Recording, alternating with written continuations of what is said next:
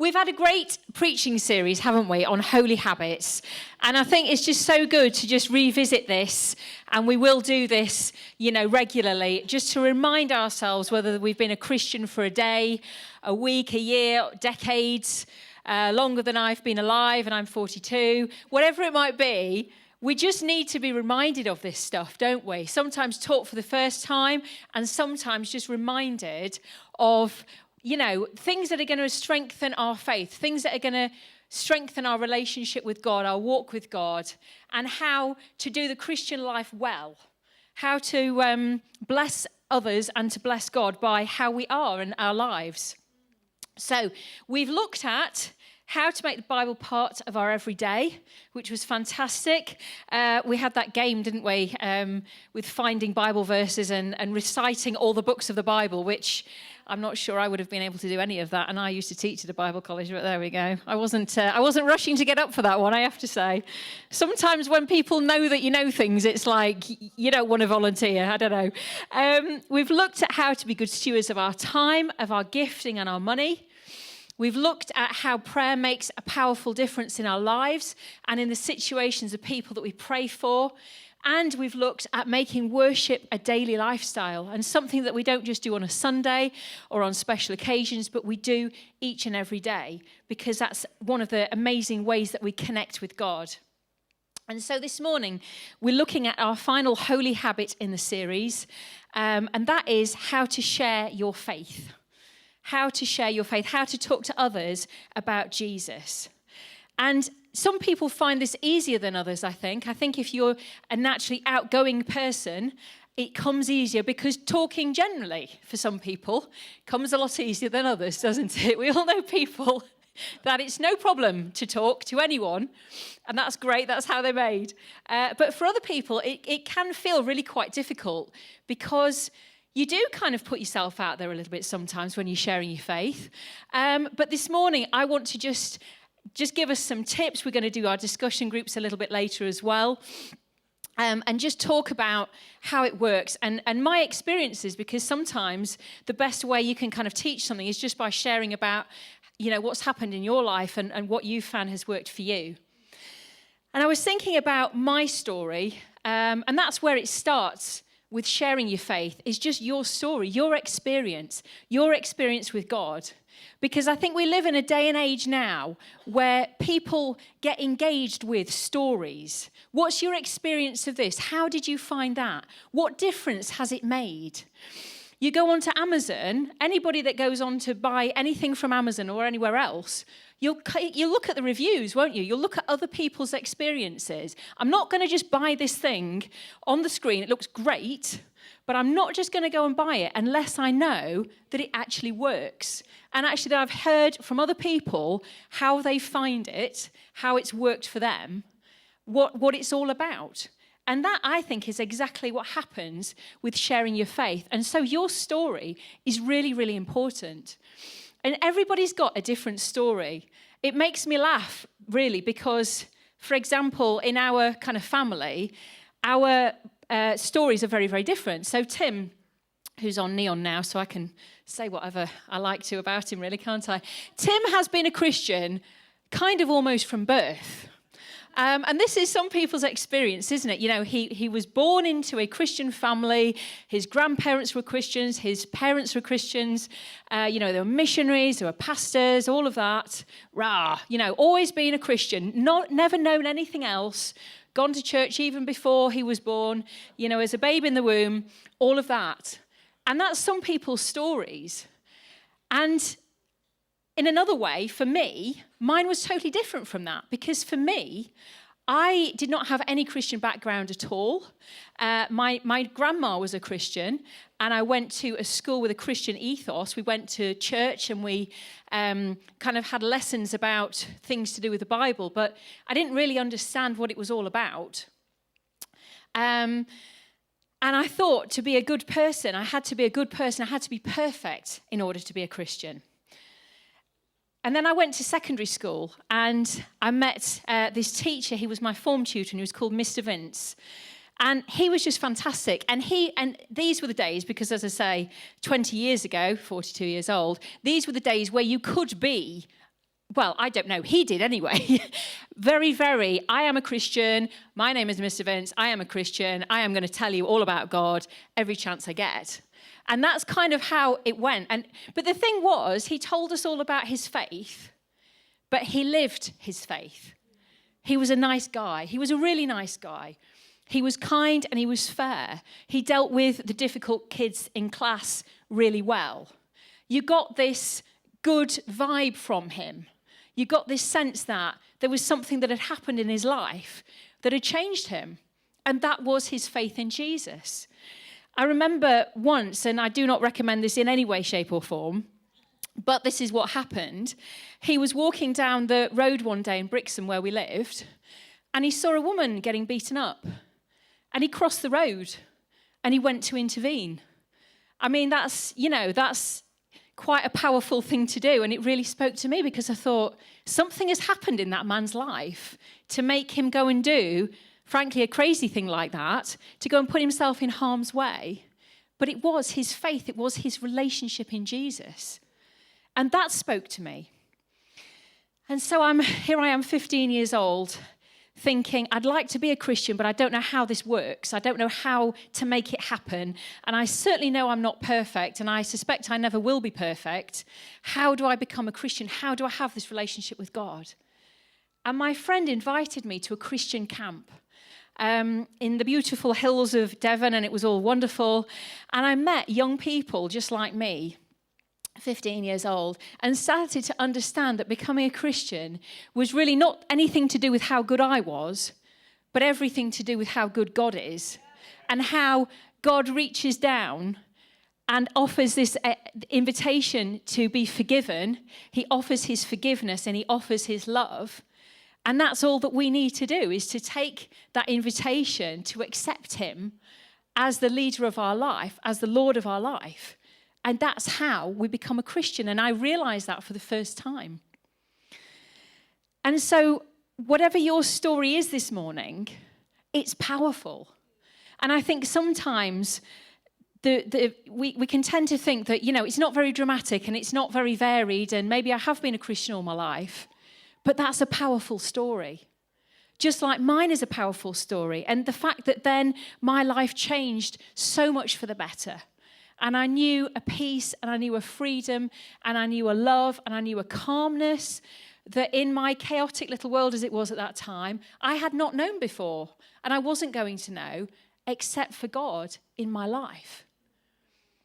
So your story, just as we start out, please just understand this. Whatever your story is, whether you've been a Christian for a long time, not very long at all, whether it seems really dramatic, whether there's car chases and firearms and drugs and police dogs and all the rest of it, or whether it's a story of consistency and faithfulness and God in your life year after year, decade after decade, your story is powerful.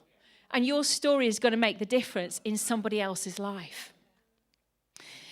So how do we share? How do we share the good news about Jesus? Many different ways. I don't know about you, but I don't like people knocking on my door. In fact, if anybody knocks on my door and I see a clipboard, I actually send Tim.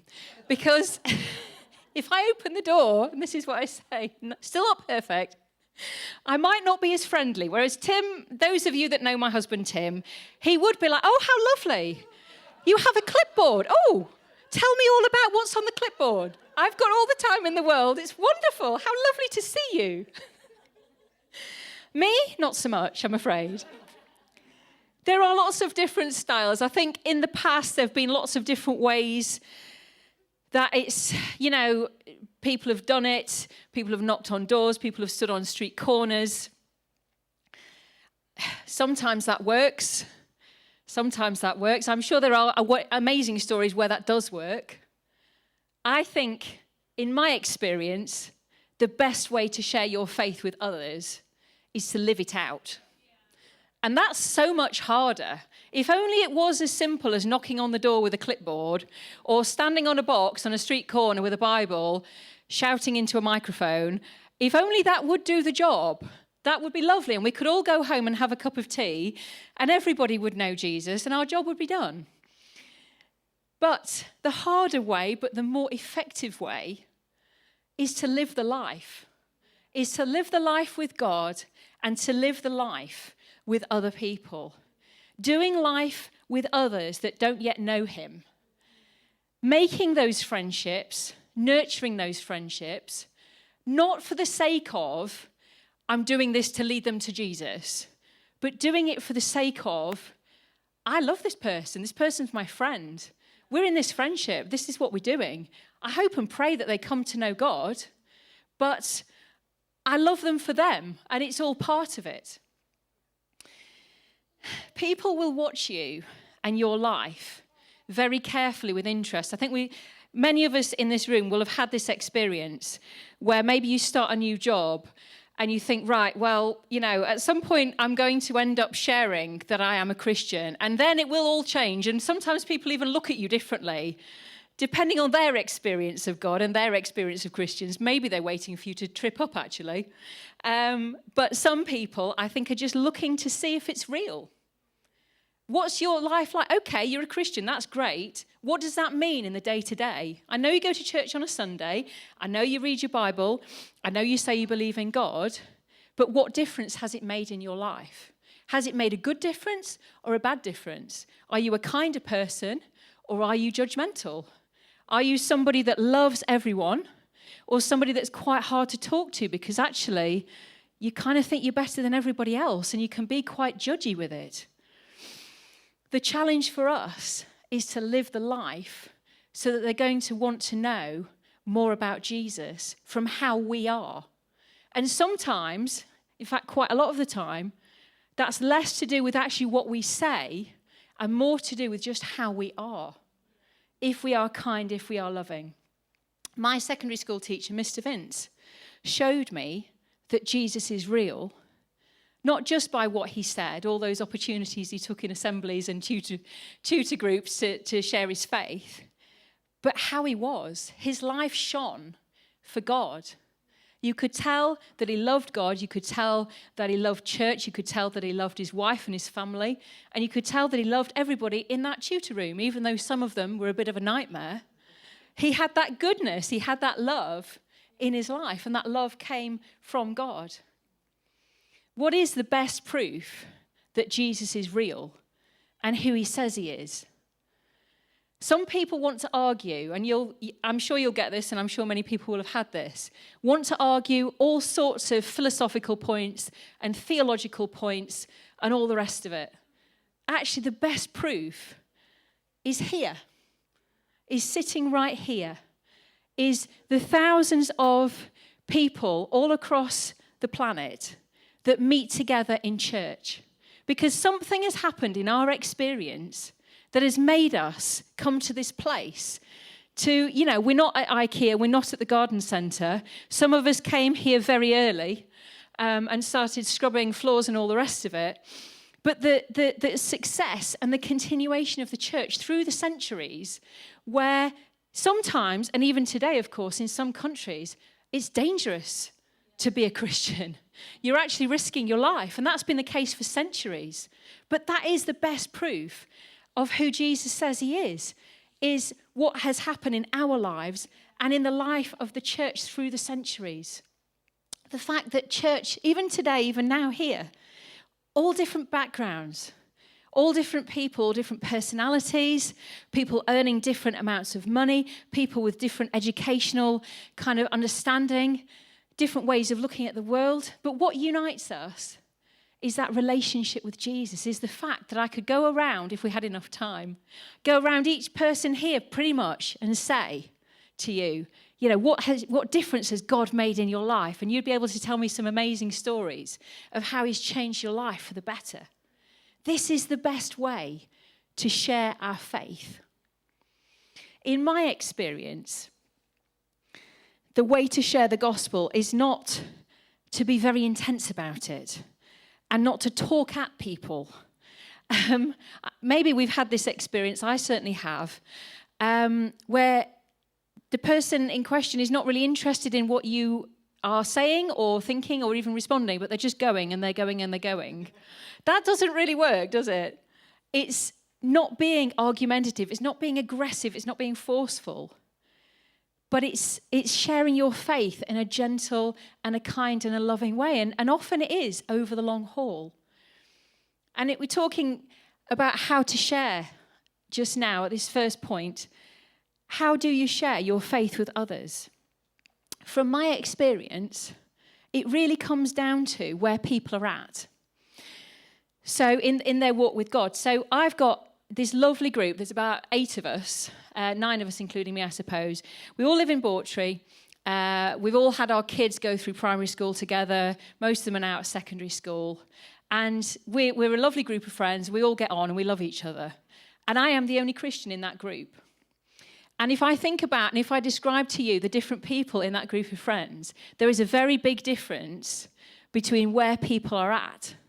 And so I have very different conversations and very different ways of relating to people about faith according to where they're at. So one of my friends went to Catholic school, loved it. The nuns were great. The teaching was great. She absolutely thought it was wonderful. And she would love to come to church, probably our church, even though she's been brought up a Catholic. But, she's got stuff going on at the weekend. But she's definitely got that point of faith, that anchor of faith in her life. And I can talk to her about prayer. I've talked to her about praying for some of our other friends that have had health issues. And she's been on the same page as me with that. So with her, I can be very open because she's pretty much where I am in terms of faith. There's a friend who has also had a religious upbringing, and we'll talk about, praying and singing hymns and reading the Bible. And again, she's not quite as far along as the first friend, but she's got this idea about faith. She's got this idea about God. She thinks it's a good thing, which is very helpful. And I can talk to her, I can say a bit more, I can encourage her a little bit more. Maybe just have a few conversations where I challenge her to think more about God or to pray about things, whatever it might be.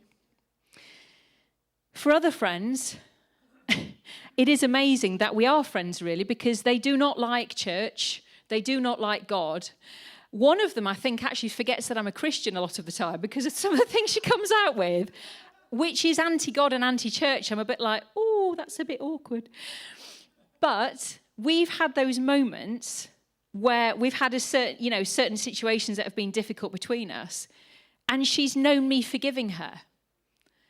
And that's the Bible that she reads at the minute, is how I respond to her, which again is a big ask, isn't it? It's much harder than just telling somebody. It's actually the doing of it. But that has spoken to her.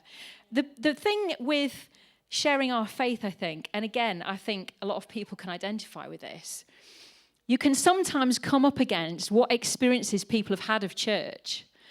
I don't know how many conversations I've had where I've told people that I'm a Christian, and the first thing I've been faced with is, I went to a Catholic school and the nuns were horrible. I don't know how many times I've heard that. And surely I'm sure there are plenty of nuns that are absolutely wonderful. And maybe everybody just went to this one school where they weren't very nice, I don't know. But you come up against this resistance. I've had a bad experience of church, I've had a bad experience of Christians, so don't tell me. Don't tell me anything about it. And so, the last thing that we do then, obviously, is start the full download of everything to do with God and everything to do with the Bible. But we can live our lives, and that makes all the difference. And like I say, in my experience with my friends, people are moving on in that faith journey, in that relationship with God, whether they know it or not, by the influence that I am in their lives. And I've said it before in this preaching, I'll say it again, I'm not perfect, and I know that. But if people can see a difference in your life, if people can see the grace and kindness of God in your life, it will bring them closer to God and closer and closer. And that's when you can start having the conversations. And maybe, probably most likely, that's the time when they start asking you. I sat down one day quite recently with my friend at her kitchen table, and there are many reasons why she feels like God can't forgive her. And she said to me, "What do you believe, Kate? You're a Christian. What do you believe? What a gift that is. I'm not trying to get any run up with that, am I? I'm not trying to slip it into the conversation. That's just, tell me what you believe, Kate. And so I did. And I could share with her the fact that God can forgive her and wants to forgive her if she asks him to. It is amazing. We also need to just pray and ask God how to share. Ask God for these opportunities, because actually they can come along a lot more than we realize if we're just ready for them. The Bible tells us in 1 Peter 3 verse 15, "But in your heart set apart Christ as Lord. Always be prepared to give an answer to everyone who asks you to give the reason for the hope that you have. But do this with gentleness and respect." The other thing to say about how to share your faith is sometimes people will ask you difficult questions. And that is not a problem. That's not as much of a problem as you might think it might be. I think sometimes when we're talking about how to share our faith, we think, well, I haven't been to Bible college. I haven't really read much of the Bible. If anybody asks me anything difficult, I'm not going to know how to respond, and I'm not going to know what to say. But actually, it's your experience of God. People can ask you, the biggest question that a lot of people ask, don't they, is why does God allow suffering?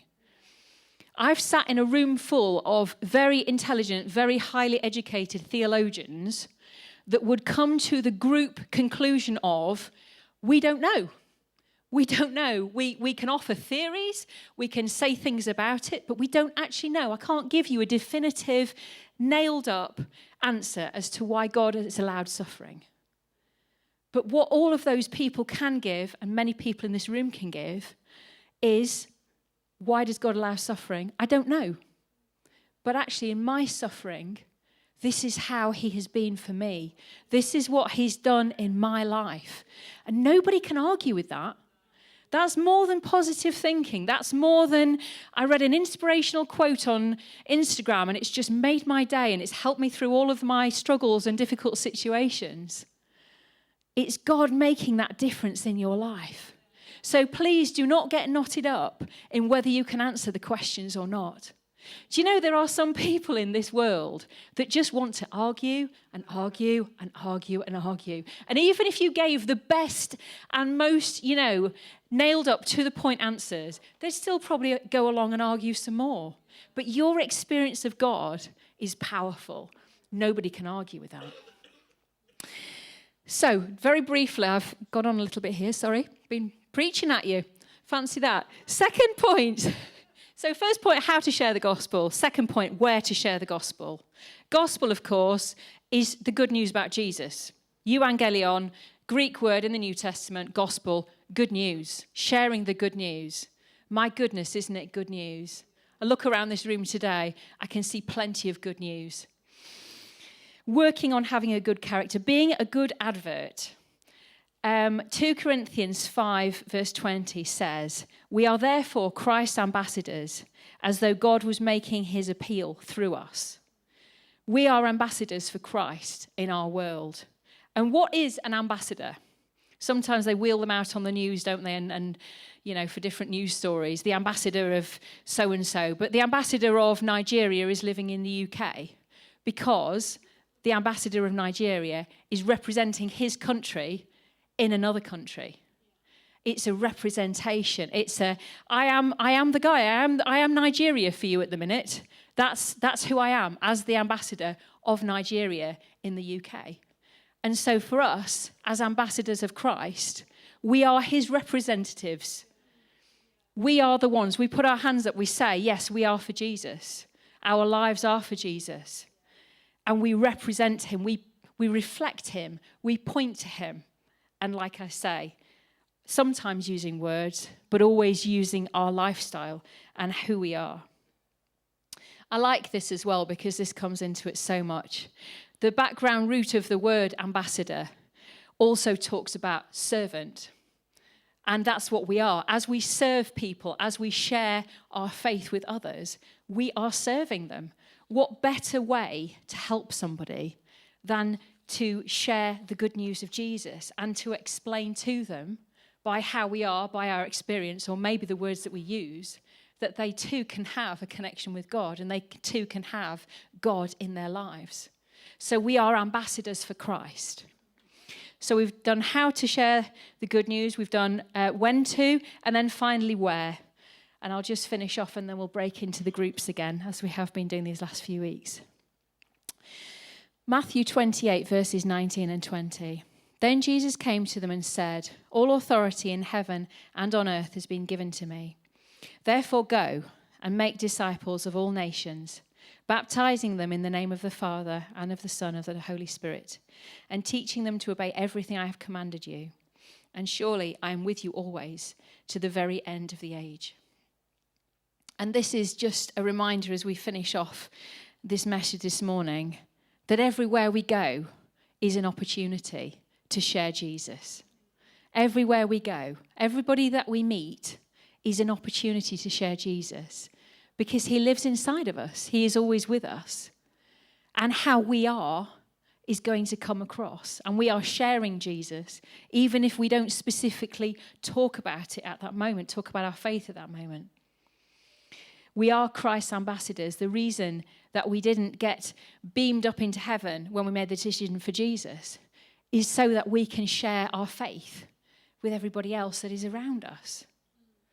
As a Christian, you're called to be an ambassador for Christ at home, with your family, in your workplace, the school gate, in the shop where, if you're anything like me and you struggle with patience and there's a long line and you think, no, I'm not going to put the stuff back. I'm going to stand here. There's 20 people in front of me and the person at the front wants to know something about something that's over there. So the shop assistant has now gone over there and we're still here with 20 people in front. But I'm going to be calm and patient because I am an ambassador for Christ. And you watch now I've said that, I'm sure that will happen this week, because that's how it goes, I'm afraid. When you talk about God's stuff and when you preach, you often get tested on it, I'm afraid. So I'm ready for that, Lord, okay. But you are called to be an ambassador wherever you are. And here's a thought as I close. My friend invited me to a Christian youth camp.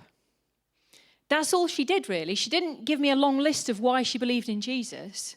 She just said, I'm going on this youth camp. It's at Lee Abbey. It's a lovely place. It's going to be fun. And it's a church thing, but would you like to come? And that gave me the opportunity to find out more about Jesus. And I am so glad in this church that we are making more and more opportunities for things like that. Why don't you come to the lounge on a Tuesday? Why don't you come to the next Alpha? Why don't you come to breakfast every second Friday of the month? There are women's events, there are men's breakfasts. There's so many things that you can invite your friends and your neighbours and your family to. And as often been said with this, the worst thing they can do is say no. And you're like, okay, fair enough. I'll let you know next time it's on. That's cool. But it's an opportunity for people to find out more about faith and to meet some real life Christians. And to see that actually we're all just a very easygoing, normal bunch, mostly. And and that church is not as scary as it seems. We're just here, this is our building and these are our people. And we're here because of God. And that is a really easy thing that we can all try and do. So it's great that we're doing these group discussions, and we're going to break off into those in a minute now. So we'll be saying goodbye to the live stream guys. If you've got somebody with you that you're watching this with, maybe you can have a conversation between yourselves about ways that you share your faith, experiences that you've had, maybe your own story of faith. Or maybe text somebody in the week and have those conversations, maybe meet somebody for coffee.